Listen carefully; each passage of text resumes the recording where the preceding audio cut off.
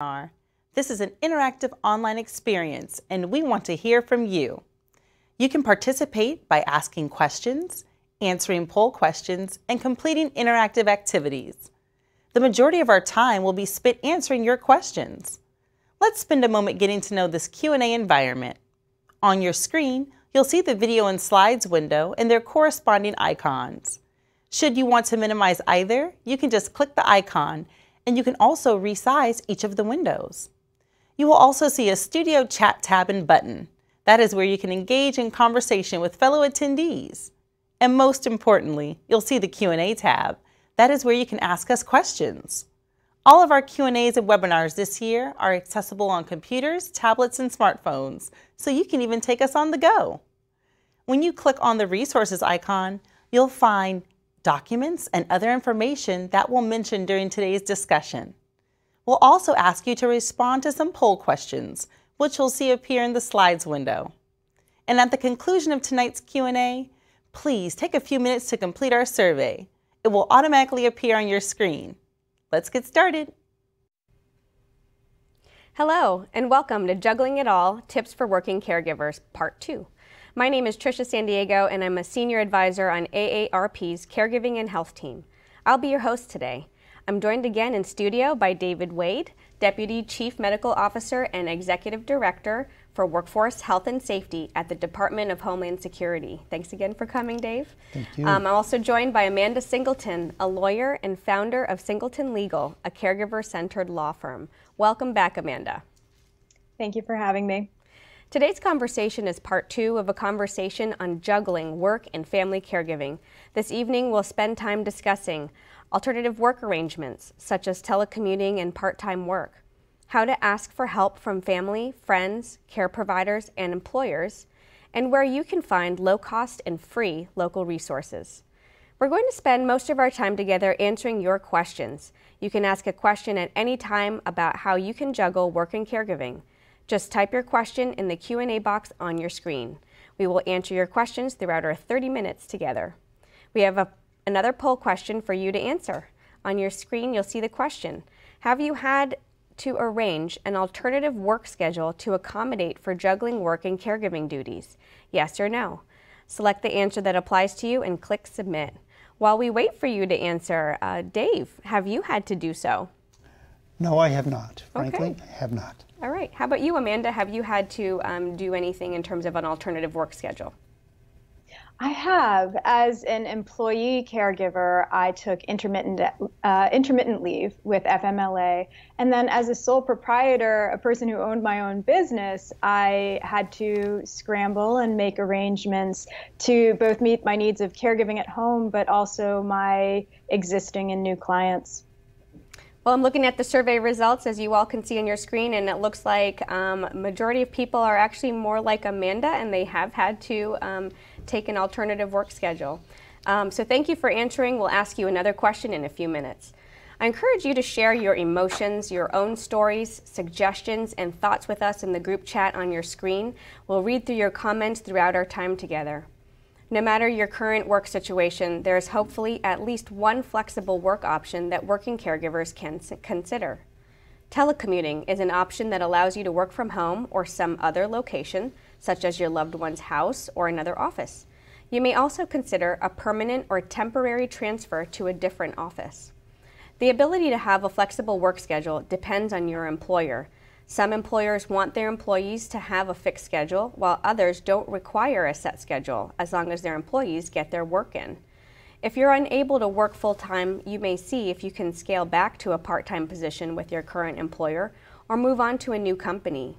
You can also consider job sharing, where you keep your current job but split the work and the pay with another person.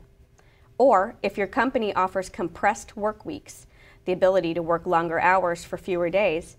For example, if you work 4 10-hour days on Monday through Thursday, but then have Friday off.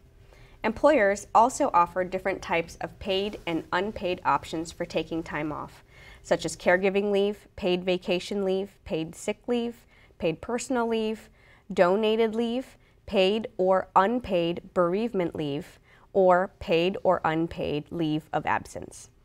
We received a good number of questions about this topic, so let's dive in. Let's take a look and see the questions that we have today. Here's a question from Martin. Martin says, I want to work from home while I care for my wife, but I worry that I will feel isolated from my coworkers since they're in the office and I am not. How can I maintain a connection with them? How about we start with Amanda? Amanda, do you have any insight on this question? Sure. Hi, Martin. Well, caregiving on its own can be isolating, and then removing yourself from the work environment can be as well. Consider how much you need to be a presence in your office. Keep scheduling occasional meetings in the office, or do it by Skype or FaceTime. Be consistent and reliable. When you say that you are going to be available by phone and email, be available by phone and email. And then people will know what to expect of you, and you will have some consistency in your schedule as well.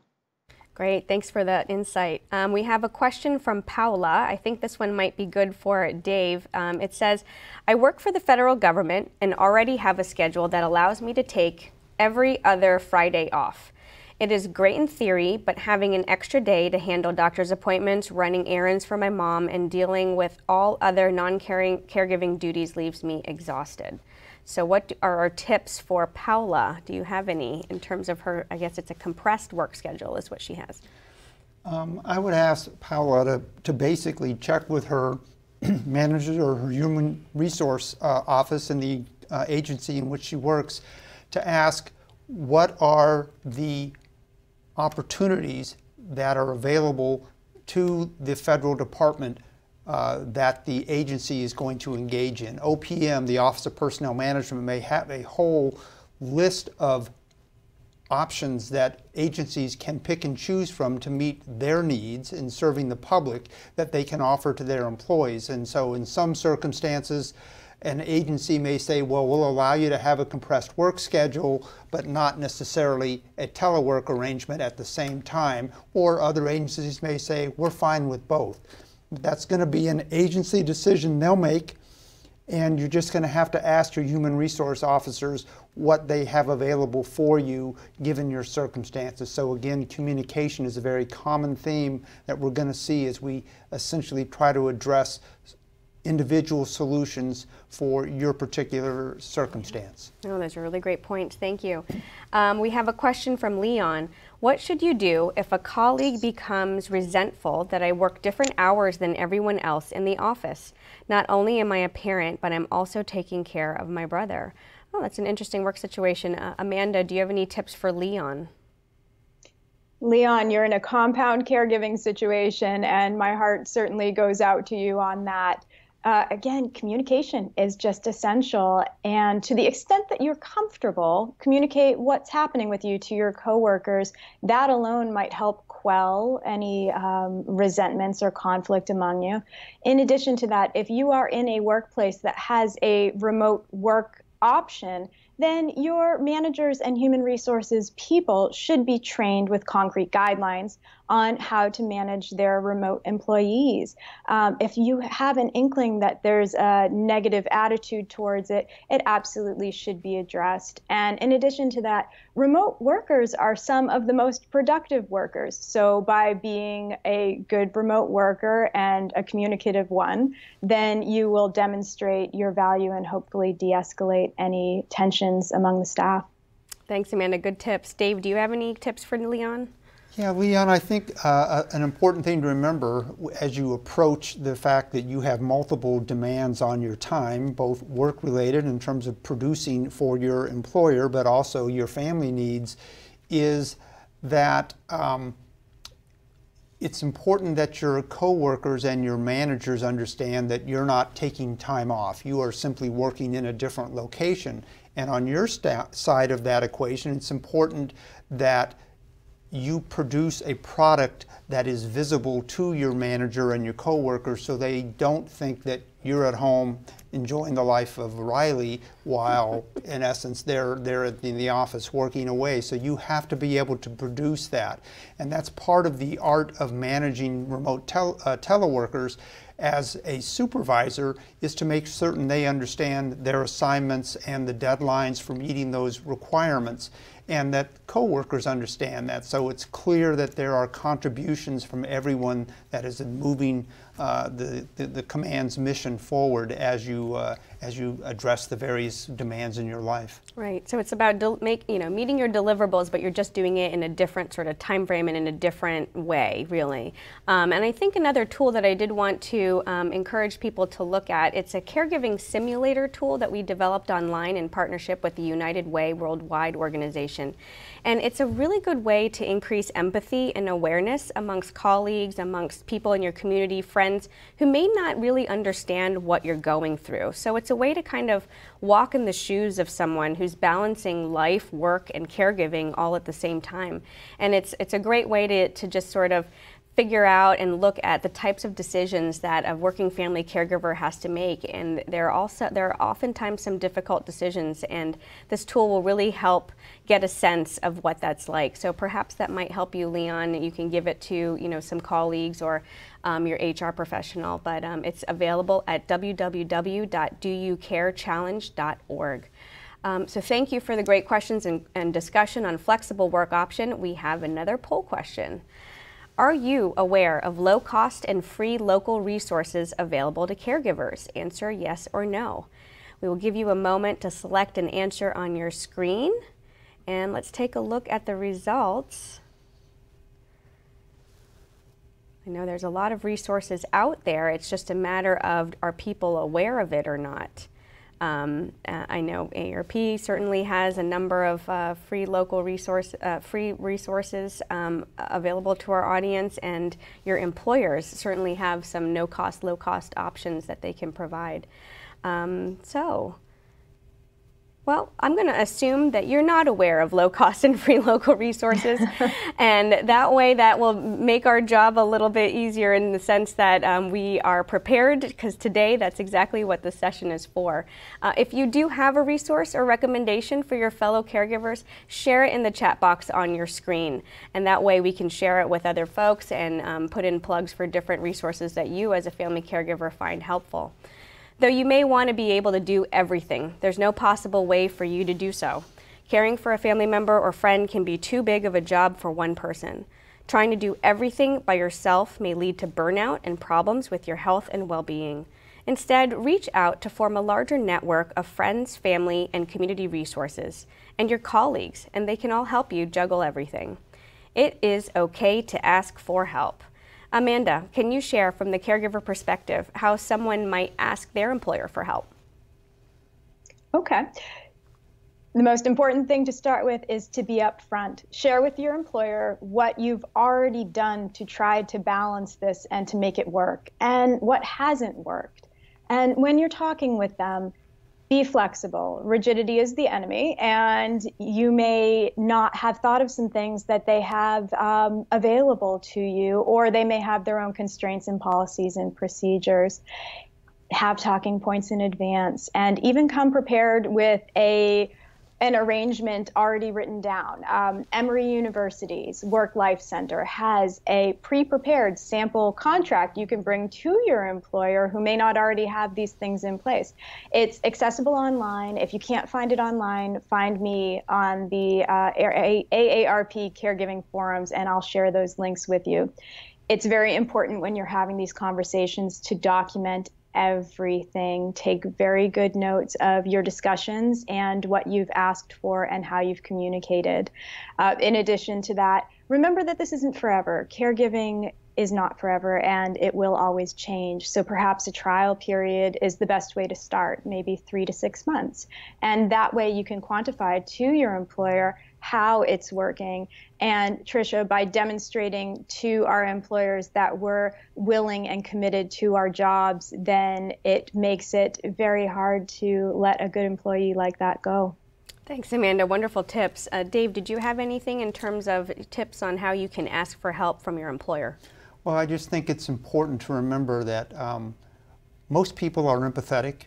And so letting them be aware of what you're facing is probably the first step, and usually you'll find people very willing to reach out to you and try to help, both coworkers and managers. And most managers and leaders that I know, they're people that want to find solutions to problems, and when you open up to them with your particular problem and circumstance and your need for some assistance, they're going to start going through their knowledge base of how do we find a solution that gets us to a win-win. Right. And I think that that's an important thing to keep in mind as you go about it. And again, let people know of your challenges. Right. And you said most people are empathetic. Who knows, your manager might be going through something very similar and you just didn't even know about it. You know, the more I'm around in the workplace, and I'm getting kind of silver now, that's the truth of I'm just amazed when I meet with coworkers or people that work for me and they reveal something to me and I would have never known. Right. And frequently it is the fact that there's a health problem either in themselves or with a family member, and you would never guess from the quality of their work.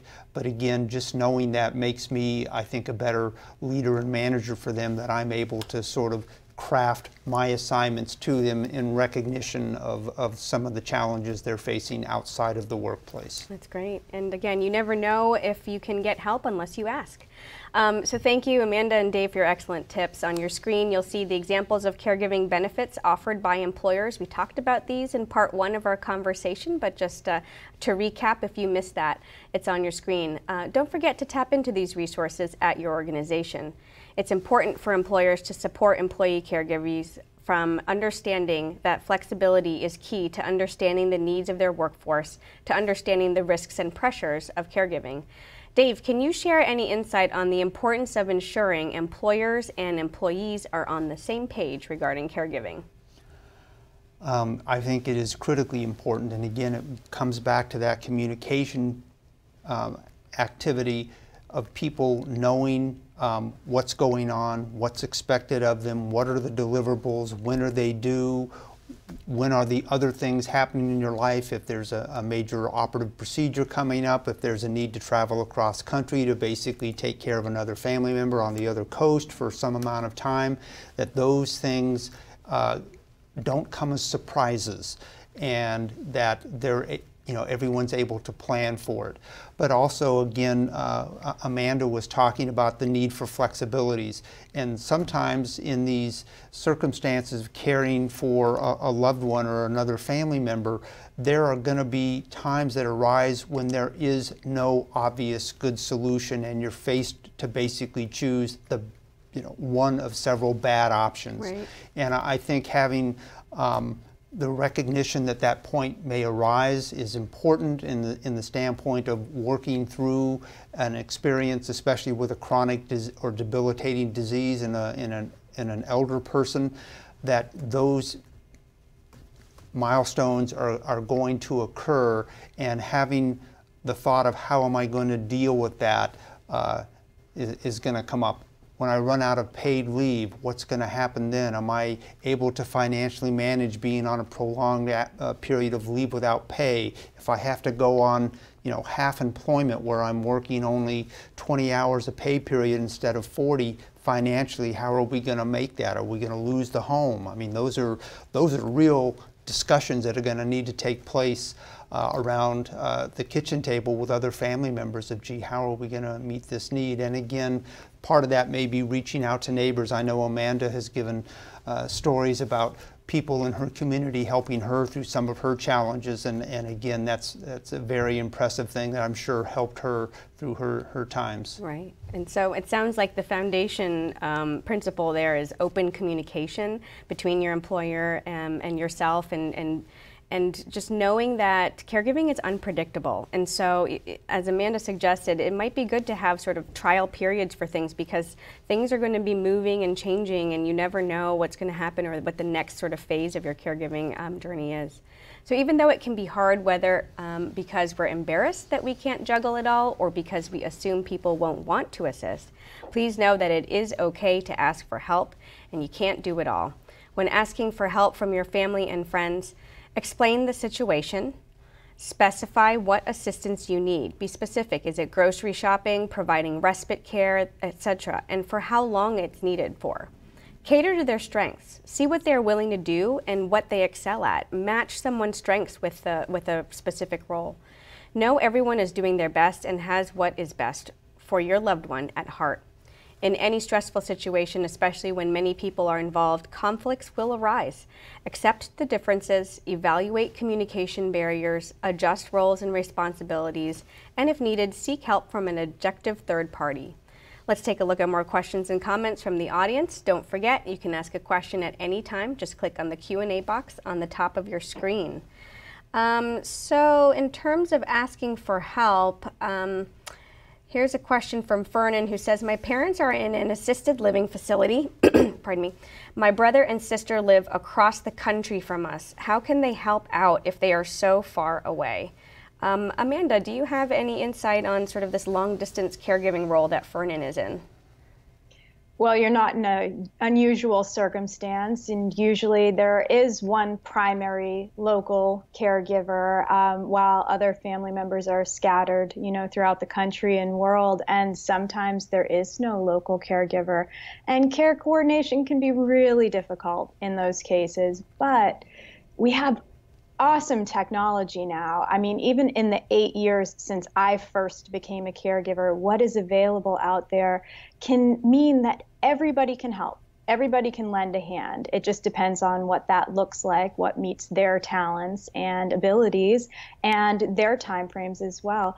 So there are many Alexa skills like Marvy, or apps and websites like Lots of Helping Hands, where people can communicate all together. There's a shared platform. Everybody knows what's going on, and they can pitch in as they see fit. From far away, someone can always be a financial coordinator. They can set appointments. They can manage the calendar. So there's a lot that they can do while your parents are in an assisted living facility, and everyone can contribute. And in addition to that, you can always have a family contract. If there's one person who is doing more, the others can pitch in financially or otherwise, and that creates a good sense of harmony among scattered family members.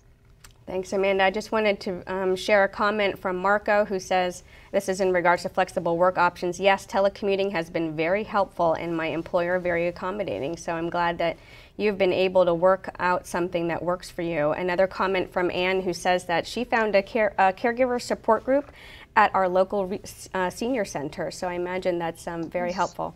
Let's switch gears and take a look at a short video about 10 local resources caregivers should consider. If you participated in our January webinar on local resources for caregivers, this will be familiar to you, but equally important. It's okay to reach out for extra support if you're not sure what help is needed, or if you feel overwhelmed and unsure where to begin. Consider these 10 local resources. AARP Family Caregiving, your one-stop shop for tips, tools, and resources while caring for a loved one. It also includes a link to AARP's online community, where you can connect with fellow family caregivers. For Spanish resources, visit aarp.org/cuidar. AARP Local Caregiver Resources Guides contains local resources that help make caregiving easier. AARP's Prepare to Care Guide and AARP's Prepare to Care podcast series. Prepare to Care was developed by AARP to help make the job more manageable. It includes information on how to have vital conversations with older family members, organize important documents, assess your loved one's needs, and locate important resources. The podcast series, produced by AARP Texas, features conversations between caregiving experts and provides you with resources and tools to help you and your loved one. The series is also available on iTunes and SoundCloud. Alzheimer's Association Community Resource Finder. Get easy access to a comprehensive listing of Alzheimer's and dementia resources, community programs, and services.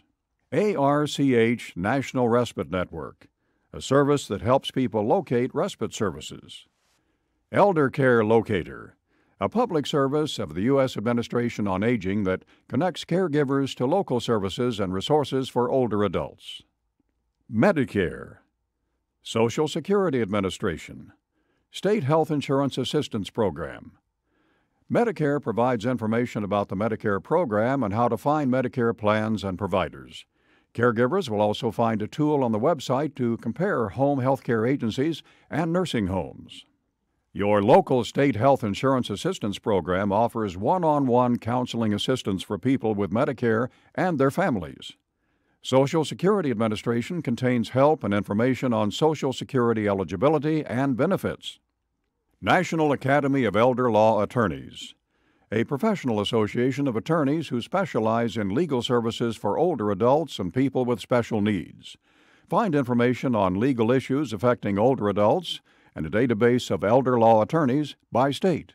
National Association of Area Agencies on Aging connects caregivers with area agencies on aging, government-funded agencies, 623 across the country, that provide specific programs where you live, such as respite care, support groups, education and training, and emergency assistance.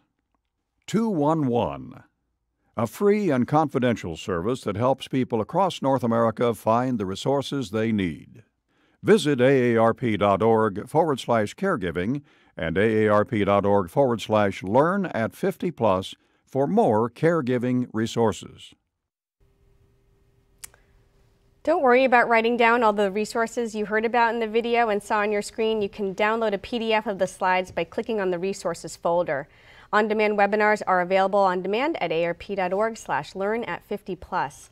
Let's spend the rest of our time answering your questions. So I was going through some of these, and we noticed that the video highlighted 10 resources. I have a comment from one individual that said the 211 was actually very helpful to them. It's a way that you can get free resources by phone. You call your local 211 and you can identify what the resources and services are in your community.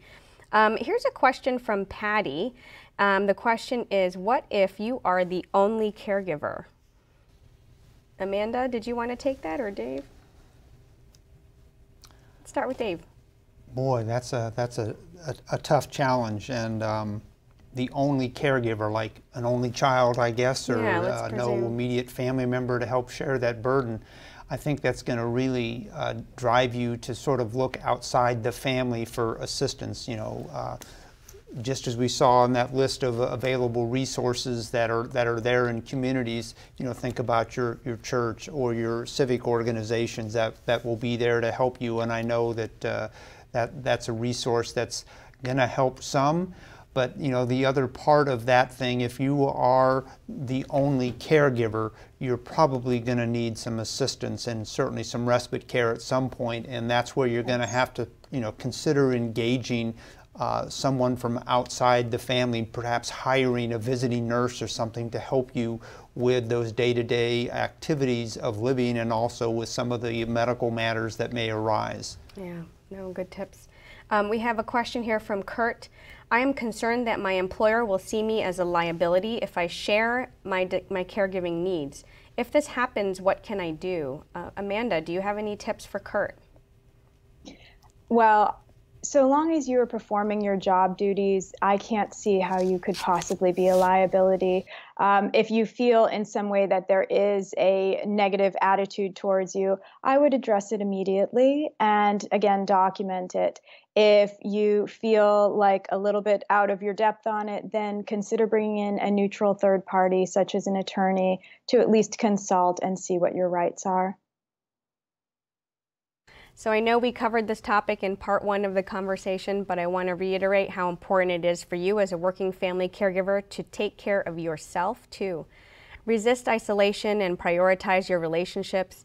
Build a support system. Don't ignore your health symptoms. Try to plan for the future as best as possible. Talk to your employer and ask for help and use local resources. I know, Dave, I wanted to ask you sort of any insight that you have in terms of what the emotional and mental toll takes on your sort of physical health. Well, it certainly can, and as I was mentioning earlier in the webinar, the amazement when you actually talk to people of the things that are going on in their lives outside of the workplace is constantly amazing. And I think that if you don't take care of yourself in this process, you're going to break. And people get broke in the process of doing that, and that is a shame, because I think we do have the resources in our society in 2018 to help us through these challenges. And just as Amanda had talked about earlier, hopefully this need for being a caregiver will not last forever.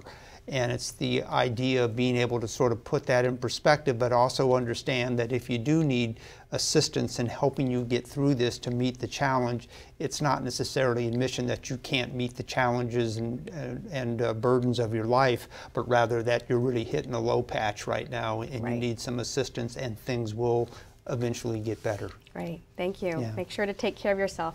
Unfortunately, we are out of time. I hope you will check out the resources on your screen, which we mentioned today. I think you'll find the Prepare to Care guide online at aarp.org/prepare-to-care to be especially helpful. Don't forget you can visit aarp.org/learn@50+ and aarp.org/caregiving for more information on how you can juggle work and caregiving. You can access the on-demand webinars and content mentioned this evening by clicking on the resources icon. It also contains links to interactive videos and other helpful tips and tools. Please take a few minutes to complete our survey. It will automatically appear on your screen in just a moment. I want to thank Dave. Thank you for being here in person in the studio. And Amanda, thank you for joining us via Skype, for joining us this evening, and our audience for your great questions. Thank you and good night.